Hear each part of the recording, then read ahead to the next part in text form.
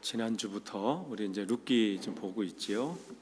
오늘은 6절 말씀부터 보도록 하겠습니다. 룻기 1장 6절서부터 오늘은 시간 되는데 1장 끝절까지 보도록 하겠습니다.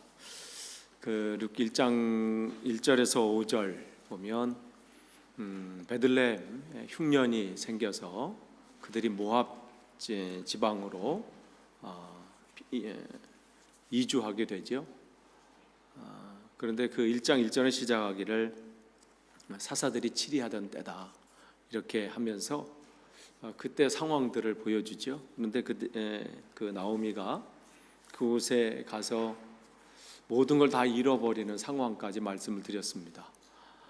고향을 잃어버렸고 남편을 잃어버렸고 자식을 잃어버렸다고 말씀을 드렸지요. 고향을 잃어버렸다는 것은 과거의 자기 터전들 다 잃어버린 것이고, 남편을 잃어버렸다는 것은 현재 의지하고 바라봤던 현재를 잃어버린 것이고, 자식을 잃어버렸다는 것은 미래를 잃어버렸다니까 그야말로 모든 것을 다 잃어버린 그런 상황이라고 말씀을 드렸지요. 그런데 그 시대가 왜 그러냐? 그 시대를 1장 1절로 표현하기를 그 시대는 사사들이 치리하던 때다. 사사들이 치리하던 사사 시대의 특징은 뭐냐고 했냐면 사사기 21장 25 마지막 절에 그렇게 돼 있죠. 그때 이스라엘에 왕이 없으므로. 왕이 왜 없어요? 하나님이 왕이신데 하나님을 왕으로 인정하지 않고 그냥 자기 소견에 옳은 대로, 자기 생각에 옳은 대로 그렇게 살았던 시대가 바로 이 시대였다는 거지요. 그래서 안 되면 이제 하나님을 원망하는 거죠. 그러한 가운데 정말 이 여인은 한이 많고 또 이 상황을 내가 어떻게 이겨내야 될까라는 그런 아픔들이 많았던 여인입니다. 그러면 이게 회복이 돼야 되죠. 그냥 이대로 그냥 끝나야 되는 게 아니죠. 하나님의 은혜가 또 있습니다. 상황이 어둡고 또 상황이 정말 어떻게 이 여인이 할 수 없는 그러한, 이건 뭐 사람의 힘으로 할 수 없잖아요. 어떻게 사람의 힘으로 이 문제를 해결할 수 있을까요? 이건 하나님이 하셔야 돼요. 그럴 때 좀 하나님의 은혜가 오게 되지요. 우리가 살다 보면 정말 이만큼 막막한 때가 있잖아요. 이래도 안 되고 저런 방법도 안 되고 다 해봤는데 안 되는 경우 있어요. 그들이 뭐 이렇게 망하려고 거기 모압 제왕으로 간 게 아니잖아요. 이스라엘 사람들이 생각하면 모압하면 하여간 정말 싫어하고 그들과는 한 곳에 있기조차 싫어했던, 오죽했으면 내려갔겠어요. 잘 되려고 간 거지요. 또 남편이 또 계획이 있었으니까 가지 않았겠어요. 그런데 갔는데 다 안 되는 거예요. 뭐 믿고 의지했던 남편도 또 자식도 뭐 다 없는 거죠. 그런 상황이 돼버린 그런 상황들이에요. 인간적으로 할 수 있는 방법이 없어요. 그럼 어떻게 될까요? 그냥 포기하나요? 나는 뭐 이제 안 돼. 이렇게 됐으니까 이제 끝이야. 포기할 수밖에 없는 정말 그런 상황이에요. 뭘 할 수 있을까요? 네, 하나님의 은혜는 그때 와요. 하나님의 은혜는 그때 오게 됩니다. 그래서 6절에 보면 그 여인이 모압 지방에서, 완전히 거기서는 인간적인 방법이 없는 그곳이에요. 할 수 있는 게 아무것도 없는 그곳에서 여호와께서 자기의 백성을 돌보사 그들에게 양식을 주셨다함을 듣게 됩니다. 지금 그곳에 양식이 없어서 온 거거든요. 베들레헴 떡집이라는 것이에요. 풍성함이 있어야 될 그곳에 풍성함이 없어서 나왔어요. 버틸 만한 목이 있는 것도 아니라 나온 거죠. 그런데 그 모압 지방에서 아무것도 할 수 없는 정말 그런 낭망이 있고 그런 곳에서 하나님이 자기 백성을 돌보사 그들에게 양식을 주셨다라는 소식을 듣게 됩니다. 이 양식을 주셨다는 것이 뭔가요? 뭐냐면 멀리서부터 지금 하나님의 은혜의 소리가 들리는 듯 합니다. 정말 자기들이 떠날 때는 하나님이 살아계시면 왜 우리를 이렇게 힘들게 할까? 라고 그런 생각을 가졌는지 모르겠지만 지금 그곳에서 멀리서 하나님의 은혜의 소리가 들리기 시작합니다. 그러니까 하나님의 은혜가 먼저 오시는데 그것을 보고 이제 자기가 돌아가려고 이제 했다는 거죠. 그래서 그런데 두 여인이 그 며느리와 함께 그 돌아오려고 할 때 7절에 보면 있던 곳에서 나오고 두 며느리도 그와 함께하여 유다 땅으로 돌아오려고 길을 가다가 며느리에게 그 시어머니 나오미가 이렇게 말을 합니다. 이제 자기 며느리 이제 자기 자식들 다 죽었으니까 이제 둘을 이제 오니까 그들에게 이렇게 말합니다. 나오미가 두 며느리에게 이르되 너희는 각기 너희 어머니의 집으로 돌아가라. 너희가 죽은 자들과 나를 선대한 것 같이 여호와께서 너희를 잘 돌봐주시기를 내가 원한다. 그러면서 계속해서 여호와께서 너희에게 허락하사 각기 남편의 집에서 위로를 받게 하시기를 원하노라 하고 그들에게 입을 맞춤에 그들이 소리 높여 울며 나오미에게 이르되 아닙니다. 이렇게 대하는 거예요. 두 며느리가 아닙니다. 우리는 어머니와 함께 어머니 백성에게로 돌아가겠나이다 하는지라. 그럴 때 나오미가 시어머니가 이제 말하지요. 내 딸들아 돌아가라. 너희가 어찌 나와 함께 유대 땅으로 가려 하느냐? 내 태중에는 너희의 남편 될 아들들이 아직 있느냐? 그러면서 내 딸들아 되돌아가라. 나는 늙었으니 남편을 두지 못할지라 가령 내가 소망이 있다 하여 있다고 말한다든지 오늘 밤에 남편을 두어 아들들을 낳는다 하더라도 이렇게 이제 12절까지 쭉 지금 시어머니와 두 며느리의 이제 대화가 쭉 이어집니다. 참 기가 막힌 이야기지요. 과부 사정은 시부가 안다고 과부된 시어머니가 자기 남편을 잃어버린 그 며느리에게 붙잡고 셋이서 지금 남편 잃은 지금 3명이 울고 있는 장면이 울면서 그냥 그 장면 생각하면 참 안쓰럽지요. 뭐 할 수 있는 게 없어요. 지금 한다면 서울 플라자에서 일하면 써주실래나? 가서 이렇게 하려고 그러면 우리 좀 써달라고. 이때는 여자가 할 수 있는 일이 없었어요. 정말 막막한 상황이에요. 지금이야 없으면 우리가 열심히 셋이 해서 해보자 할 수도 있겠지요. 그런데 지금 이 두 여인은 또 외국인이야. 외국인이 또 우리는 택한 민족이라 하는 그 민족에서 살기가 쉽지 않아요. 얼마나 텃세가 있을 것이고. 그러니까 그것도 이미 아니까 시어머니가 가지 말아라. 너희는 여기 그냥 남아 있어라. 그러면서 그런데 이 장면 속에서 시어머니가 하는 말이 이상하죠. 내 태중에 내 뱃속에 너희 남편 될 아들들이 아직 있느냐? 이 질문을 하는 거예요. 있으면 어떻게 하려고요? 그 아이들이 자라서 그럼 형사 취수법이라는 게 있죠. 내 태중에 너희 남편 될 아들들이 아직 있느냐? 이걸 뭐라고 이 시대는 뭐라고 그러냐면 너희가 어찌 그들을 나는 늙었으니 남편을 두지 못할지라 가령 내가 소망이 있다 말한든지 오늘 밤에 남편을 두어 아들들을 낳는다 하더라도 너희가 어찌 자라기를 기다리겠느냐? 그러면서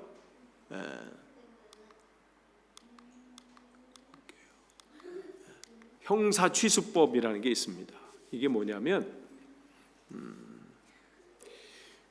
형이 죽으면 그 형수를 그 동생이 다시 얻어서 그 대를 잇게 해주는 것이 형사취수법입니다.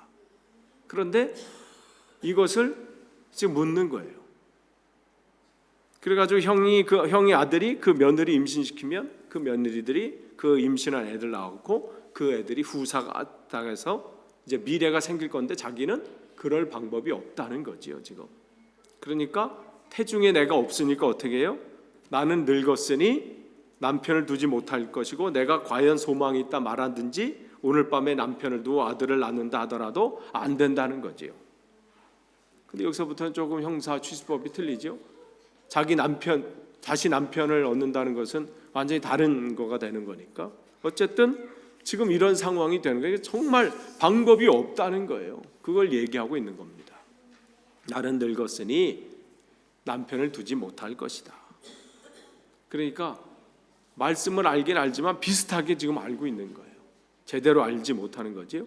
그러면서 너희가 어찌하여 그들이 자라기를 기다리겠으며 어찌 남편이 없이 지나겠다고 결심하겠느냐. 내 딸들아, 그렇지 아니하니라. 여호와의 손이 나를 치셨으므로 나는 너희로 말미암아 더욱 마음이 아프도다 하며. 14절에 그들이 소리 높여 다시 울더니 오르바는 그의 시어머니에게 입맞추되 롯은 그를 붙쫓았더라. 이게 14절까지의 내용입니다. 그래서 이렇게 해서 둘은 다른 결정을 내리게 되죠. 중요한 것은 성경에서 오르바는 지금 잘못됐다고 욕하고 롯은 잘했다 이 얘기를 하는 것이 아닙니다. 그러니까 롯은 그냥 남았다라는 사실이 중요한데 그 이유가 뭐냐면 나오미에게는 그 선행 은총이 있습니다. 선행 은총. 그게 뭐냐면 먼저 오신 하나님의 은혜지요. 멀리서 지금 곡식이 있다는 소식이 들려옵니다. 그러면서 그런 소식이 들려오면서 또 무슨 일이 일어나요? 그 며느리 롯이 시어머니를 붙잡았습니다. 붙잡았다. 여기 붙잡았다 그러는데 그것은 뭐냐면 완전히 찰싹 달라붙었다 이런 거예요. 그러니까 지금까지도 나오미는 롯의 중요성을 모릅니다. 그냥 롯이 가자고 하니까 그냥 가라 할 정도로 그냥 그게겠지. 롯이 앞으로 그에게 그 여인의 자기에게 얼마나 중요한 사람인지를 아직까지는 알지 못합니다. 선행 은총이라는 것이 그런 겁니다.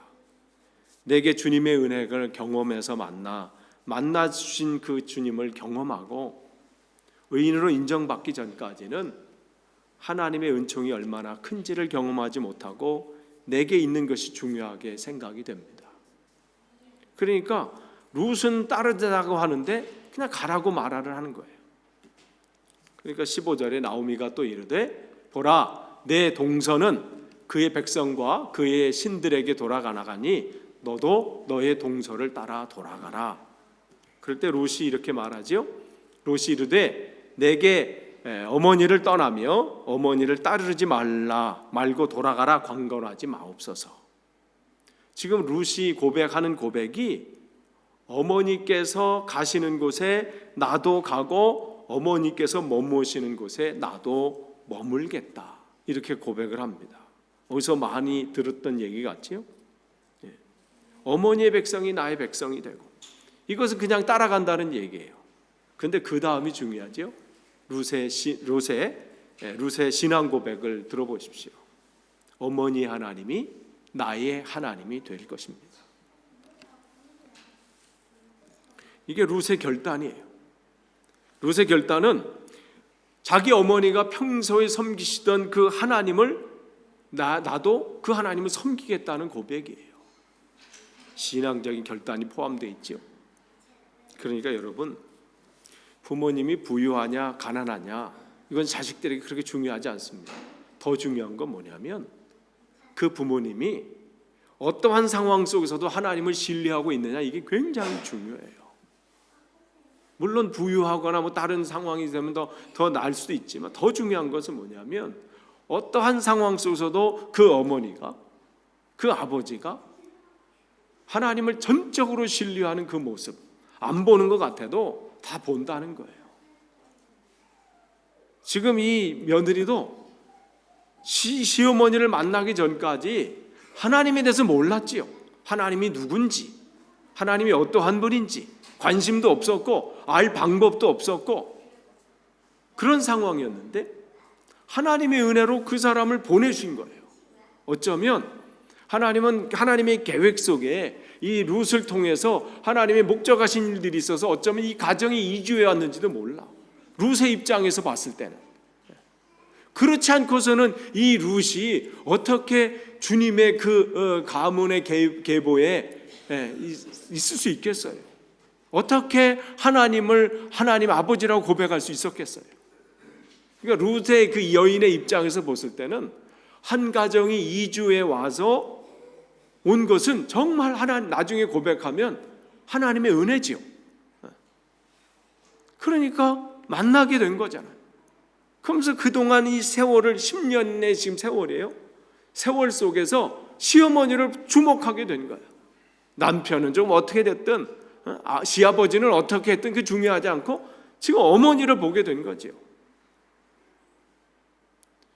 그 아비멜렉, 그 시아버지 이름 아비멜렉이라고 그랬죠. 아비멜렉,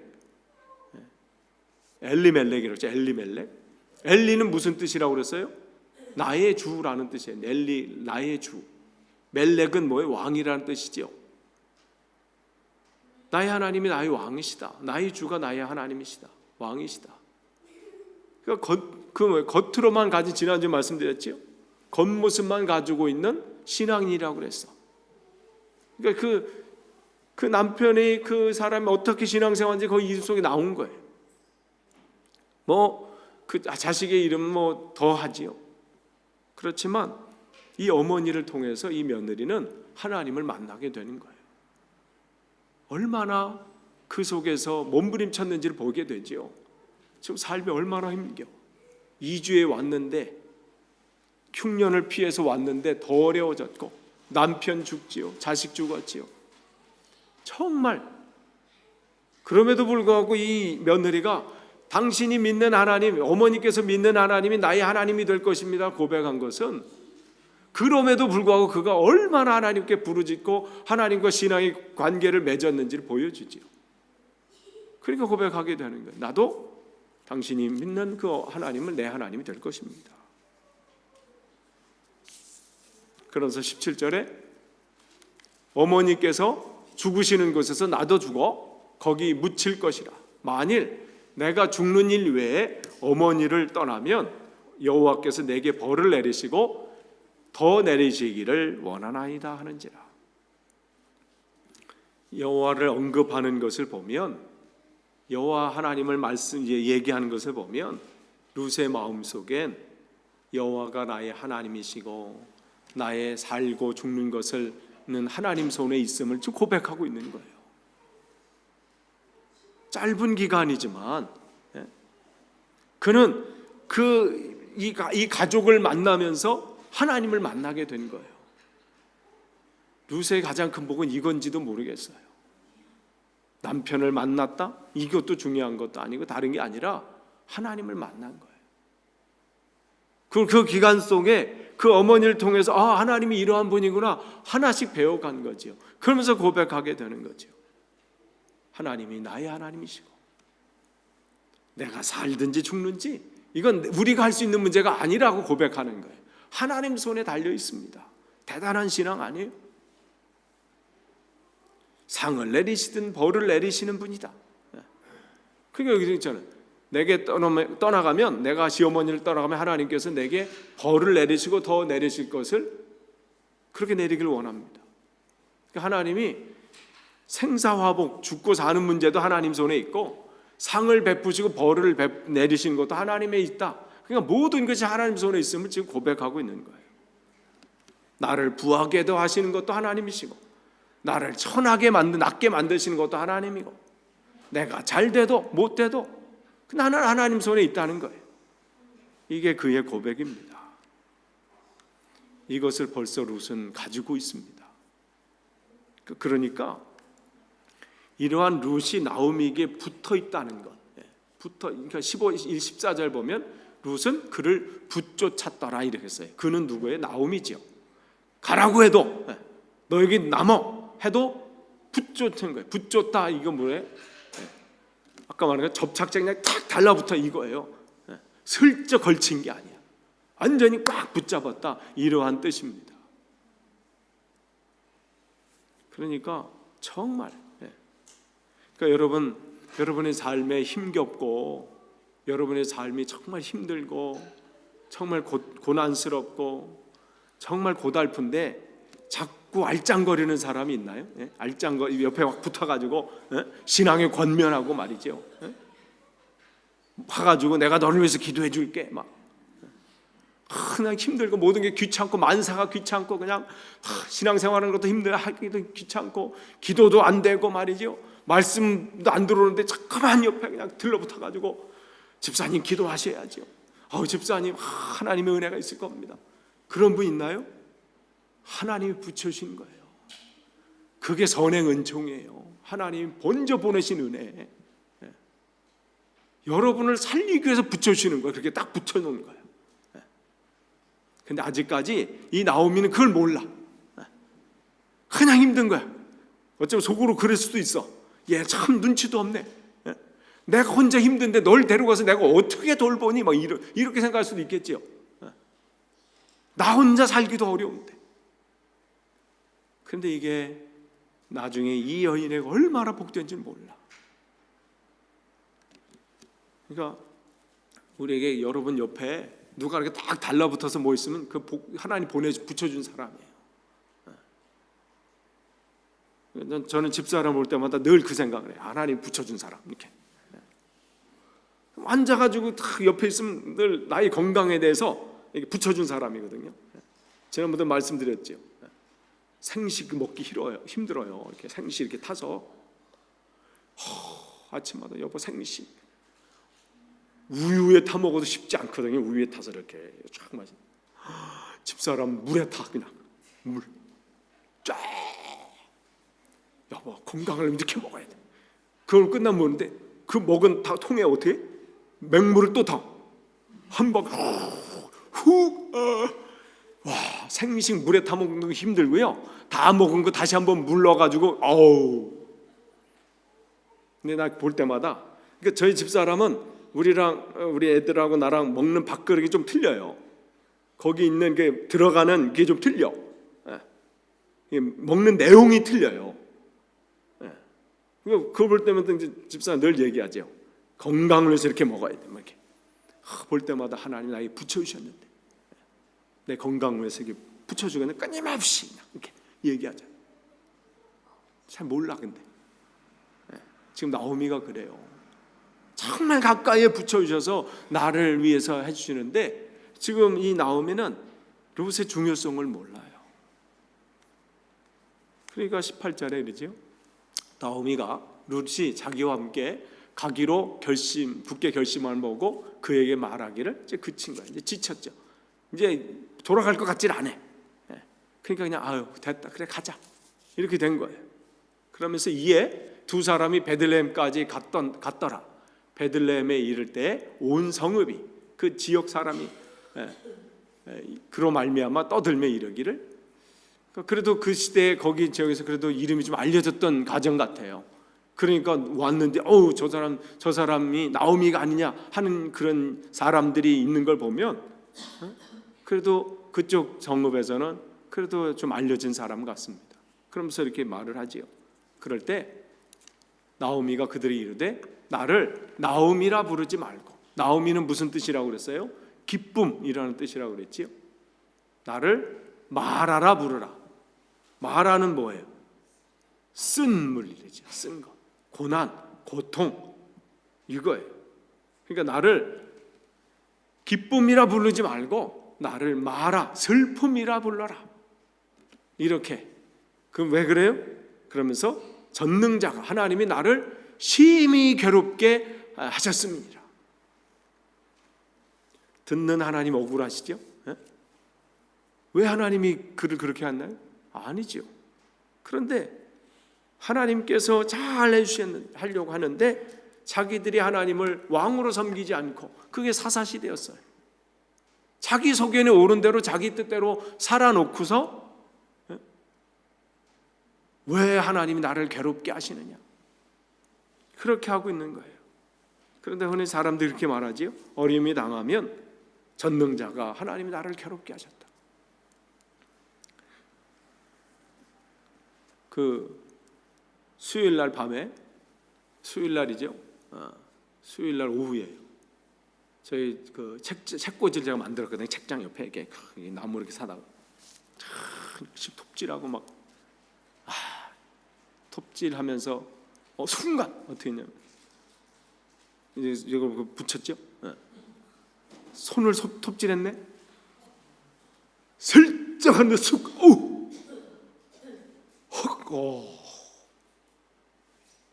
그래서 어제 집사님 하는데 못 가봤어요. 손이 이래가지고 뭘 이쪽으로 쓸 수가 없어. 막 이렇게 붙잡고 막 피가 막 나니까 순간에 그때 있어요. 하나님 뭐 하시고 말이지. 나 이렇게 톱질할 때 좀 지켜주셔야지. 그럼 정신 나간 사람이죠. 그죠? 그 정신 나간 거야. 아니 하나님 아버지는 고사하고 우리 아버지는 뭐 하신 거야? 육신의 아버지. 그런 게 아니죠. 내가 좀 더 신중했어야 되는데. 그 톱 옆에다 놓고 이렇게 쓸었으니 이게 안 쓴 게 저기 떨어지고 장갑도 끼고 말이죠. 이렇게 해야 되는데 우리는 참 안전불감증이라고 그러잖아요. 우리 집 공사할 때 이렇게 보면 영국 사람들은 다 이거 쓰거든요. 이게 뭐 이게 모자 같은 거 쓰고 뭐 이렇게 톱질할 때도 안경 끼고 막 너무 또 과해 그 사람들은 뭐 안경 뭐 끼고 뭐 하고 뭐. 근데 여기 뭐 동유럽에서 오신 분들은 그냥 런닝에 뭐 반팔 뭐 이렇게 있죠. 그냥 해. 이 벽돌 깨면서도 머리 그대로 해. 우와 벽 무너뜨리는데 안 다치는 게 용이에요. 결국 뭐예요? 다치고 뭔가 뭐예요? 내 부주의예요. 해야 되는 걸 안 지키니까. 어제 나 그저께 하면서 더 느꼈어요. 그러면서 이제는 어떻게 뛰고 멀리 떨어져 가지고 말이죠. 발로 이렇게 잡고 이렇게 손으로 이렇게 안 잡어. 이렇게 했는데도 겁나더라고. 나중에는 얘가 일로 올까. 그러니까 정말 우리가 하나님의 은혜는 우리를 하나님께서 오시는 것은 나를 괴롭게 하는 게 아니에요. 그래서 예레미야 29장 11절에 뭐라고 그래요? 우리 같이 읽습니다. 예레미야 29장 11절 시작. 여호와의 말씀이니라 너희를 향한 나의 생각을 내가 아나니 평안이요 재앙이 아니니라 너희에게 미래와 희망을 주는 것이니라. 아멘. 하나님의 우리를 향한 마음이시래요.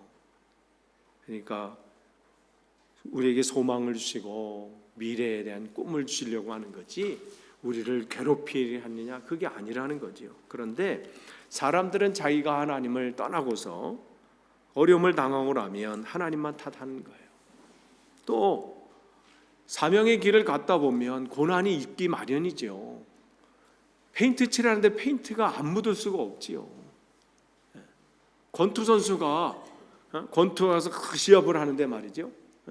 한 대 안 맞고 나가려고 하는 선수가 있나요? 권투 시합 나가는데 그냥 오늘 내가 한 대도 안 맞고 이기리라. 한 대 딱 맞으면 어머 이거 웬일이야? 그렇게 포기하나요? 한 대 맞고 어떻게 더 세게 내가 때려서 눕힐 생각을 하는 거지요. 사명을 감당하다 보면 복음의 길을 가다 보면 고난이 왜 없겠어요?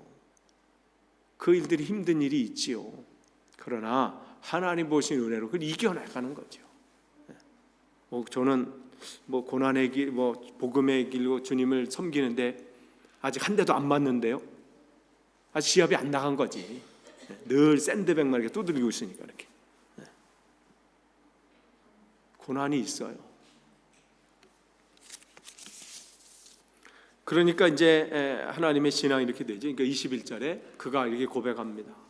내가 풍족하게 나갔더니 처음에 1장에 그렇게 나갔죠. 그런데 어떻게 그러니까 자식도 있고 남편도 있고 이렇게 나갔는데 지금 내 꼴이 말이 아니라는 거예요. 그러면서 1장 21절에 내게 비어 돌아오게 하셨느니라. 비어 돌아왔다는 얘기가 뭐냐면 자기 주변에는 아무도 없다는 거예요. 이제 나는 아무것도 없다는 그런 얘기지요. 여러분 정말 나오미 주변에 아무것도 없습니까? 한 사람 있지요. 누가 있어요? 룻이 있지요. 그런데 룻은 나오미 보기에는 아무것도 아닌 사람처럼 지금 보이는 거예요. 아무것도 아닌 거예요. 그러니까 비어 돌아왔다 이렇게 얘기하지요. 여러분 주위에 있는 사람, 여러분의 아내나 남편이나 또 자녀들의 입장에 볼 때는 부모님이나 아무것도 아닌 사람처럼 보이니까 외롭고 힘들고 어렵다 이렇게 얘기하지요. 그런데 그게 하나님이 내게 또 은혜를 하나님을 만나게 하는 그 통로가 되게 하는 겁니다. 그러니까 나오미는 지금 죽은 남편 생각하고 죽은 아들들을 생각하지만 정작 옆에 있는 며느리는 비어있다 이렇게 생각하는 거예요. 그러니까 아무것도 없다 이렇게 얘기하지요. 여러분 정말 주변에 하나님께서 허락하신 귀한 사람인데 나는 아무것도 아닌 하찮은 것으로 생각하는 사람은 누가 없습니까? 정말 사람이 행복하게 살려면 내게 현재 있는 축복을 헤아려 보는 것이 정말 중요합니다. 하나님이 내게 베풀으신 그 은혜를 점검해 보는 게 정말 중요해요. 근데 자꾸 자기에게 없는 것만, 자꾸 멀리 있는 것만 생각하니까 자기 자신이 불행한 거지요. 동창회 나갔는데 말이지, 남들은 잘 되고 뭐 부유하고 집도 있고 좋은 차 있고 좋은 직장 다니고, 그런 거 비교하니까 정말 힘든 거예요. 목사들도 그럴 때 많아요. 안 그런 것 같지? 늘 주님만 바라보고 뭐 그런, 아니에요. 성공한 목사들 바라보면서, 큰 교회 목사들 바라보면서 뭘 보니까 자기가 지금 목회하고 있는 조그만 교회, 시골 교회가 초라해 보이는 거예요. 보잘것없어 보이는 거예요. 수천, 수백, 수만 명 성도들을 바라보는 그런 사람들 보고 부러워하니까 어떻게? 내가 있는 몇 명의 교인들이 아무것도 아닌 것처럼 생각하니까 얼마나 그가 불행해. 그렇게 되는 거예요. 이런 것이 불행의 시작입니다.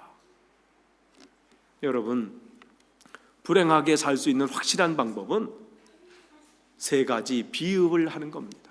이게 뭐냐면, 첫 번째가 비교하고. 정말 불행하고 싶으면 뭐예요? 비교하십시오. 비교하면 불행이 딱 시작돼. 하나님께서 선악을 비교하는, 알게 하는 나무의 열매는 아예 먹지도 말라고 하셨죠. 그런데 어떻게? 먹을 때부터 불행이 시작되는 거예요.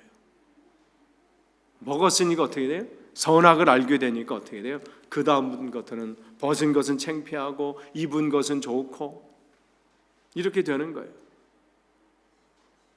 그렇다고 뭐 벗고 살라 뭐 이런 게 아니지요.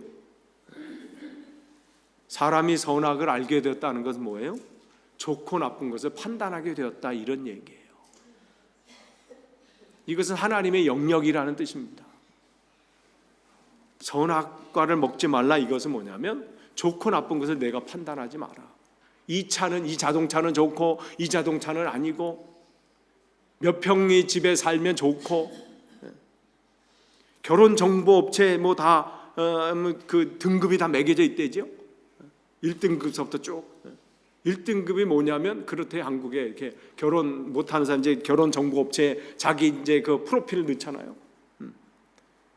일단 그 높은 좋은 외국의 좋은 대학, 그다음에 한국의 스카이, 그죠?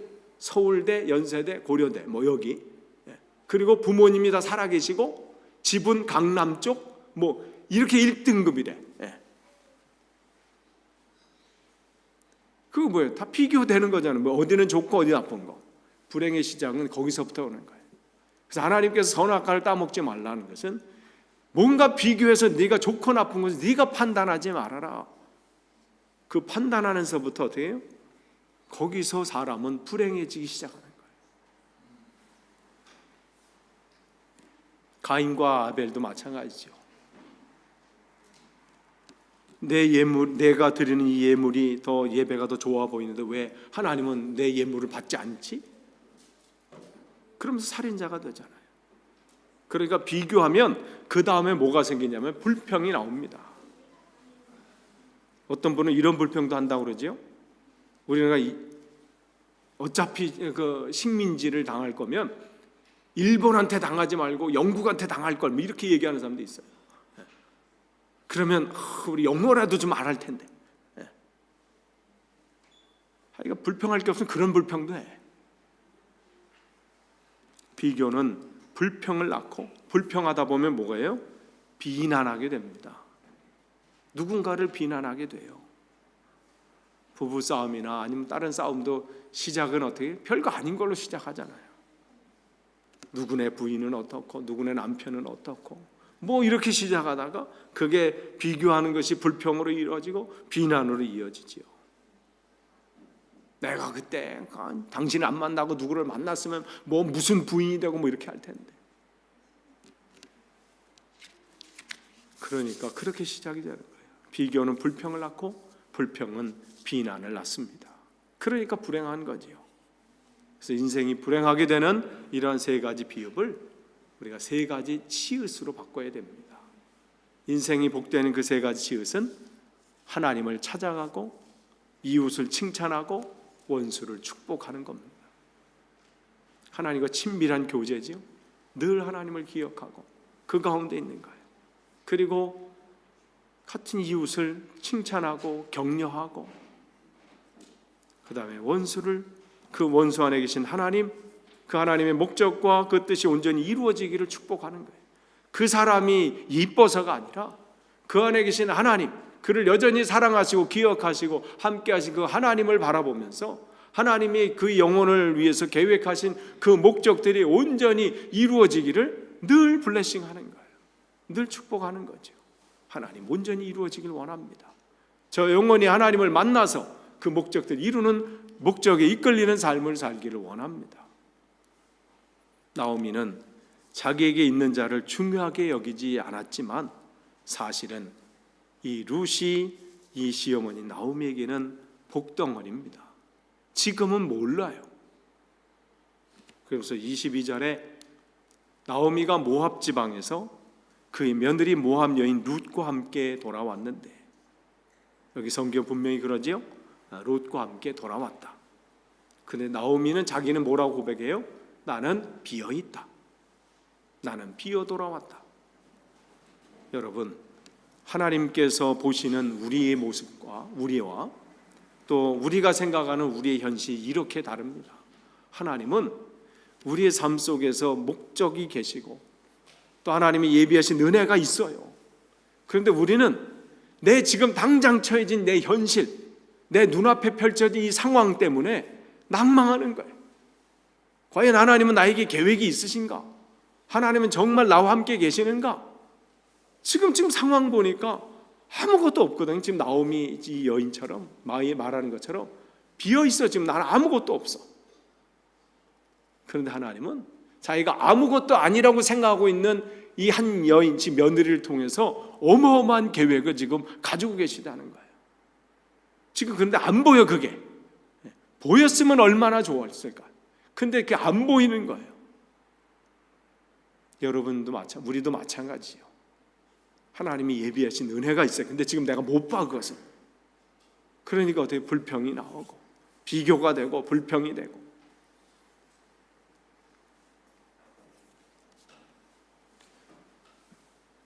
그러면서 시작은 이렇게 되지요. 그들이 돌아왔는데 그들이 보리 추수 시작할 때에 베들레헴에 이르렀더라.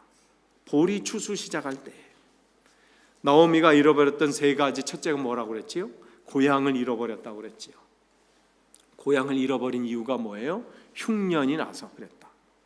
그런데 보리 추수가 시작이 된 겁니다. 그러니까 이제 자라나기 시작을 하는 거예요. 이것을 보면 무엇을 깨달아야 되냐면, 이제 보리 추수가 시작이 되었으면 이제 양식이 회복된 거죠. 고향에 돌아왔으니까 이제 두 가지가 회복되면 됩니다. 남편이 회복되어야 하고 자식이 회복되어야 합니다. 다시 말해서 현재가 회복되어야 되고 미래가 회복되어야 합니다. 그런데 과연 현재의 그 나오미의 삶이 회복이 될까? 또 나오미, 또 이 가정의 미래가 어떻게 바뀔까? 성경 우리에게 분명히 말씀합니다. 히브리서 11장 1절에 믿음은 바라는 사람들의 정말 이루어지는 그 실상이래.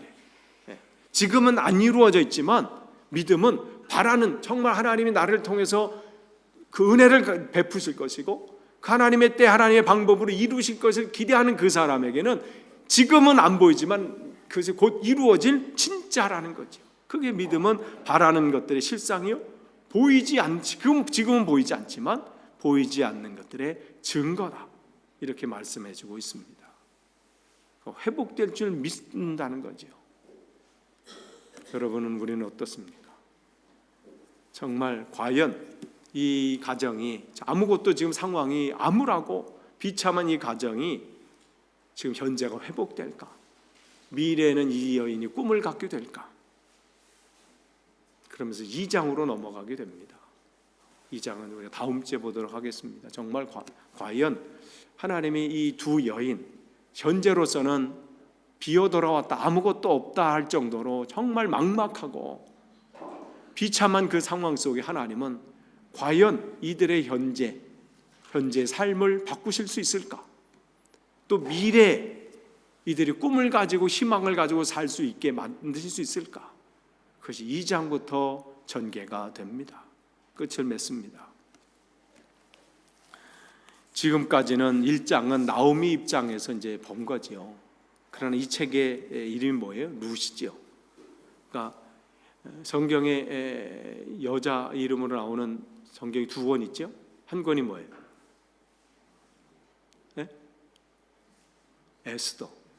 에스더 여자예요. 에스더. 또 하나 이 룻이에요. 그러니까 하나님께서 이 여인, 이 사람을 통해서 어떻게 하시는지, 얼마 전까지만 하나님을 알지 못했던 여인이에요. 하나님의 하자도 제대로 들어보지 못했던 여인이 어떻게 하나님 앞에 붙들림을 당해서 하나님이 목적하신 그 역사의 한복판에서 그 일들을 감당하는지를 2장서부터 보게 됩니다. 하나님의 크신 은혜는 여기 있어요. 우리가 하는 게 아닙니다. 하나님이 보잘것없는 나를 통해서, 지금은 안 보이는 나를 통해서, 하나님을 알지 못했던 나를 통해서 하나님의 놀라운 일들을 기억하고 또 그 일들을 진행하고 계십니다. 아무쪼록 저와 여러분이 그렇게 쓰임 받기를, 그렇게 또 하나님 앞에 가기를 간절히 축원합니다. 이 시간 우리가 기도하는